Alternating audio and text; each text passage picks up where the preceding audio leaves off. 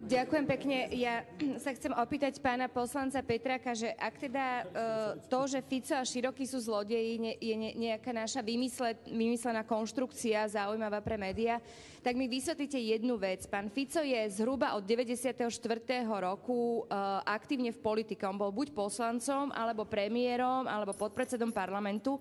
A nikdy nepodnikal. On nikdy nepodnikal v niečom, čom by sa mu darilo. Vysvetlite mi, ako si človek z tohto platu poctivo naškriabe na 20-tisícové hodinky, ktorých má asi 5, na celý ten vozový park, na ten obrovský byt s tou obrovskou terasou, lebo podľa mňa je to nemožné. Mne z toho vychádza jedine to, že musí kradnúť.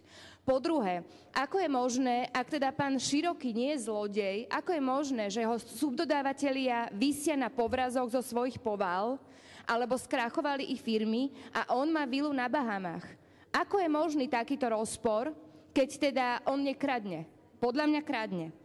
Hovorili ste o tom, že keď sme prišli my, ten zlepenec do vlády, tak sme našim ľuďom na ministerstve, teda tým podnikateľom hovorili, aby znížili ceny. Áno, hovorili sme im to, pretože my, keď sme prišli na ministerstvo práce, tam boli zazmluvnení takí dodávateľia služieb, tam bola taká obrovská vata, že keď sme si tie firmy pozvali na rozhovor medzi štyrmi očami a povedali im, počúvajte, znížte ceny, lebo vypovieme zmluvy, znížili ceny a boli schopní dodávať tie služby, pretože nám povedali, že tam bola taká vata na úplatky, že bez toho prežijú a sú schopní plniť zmluvy. Takže ja sa za to vôbec nehanbím.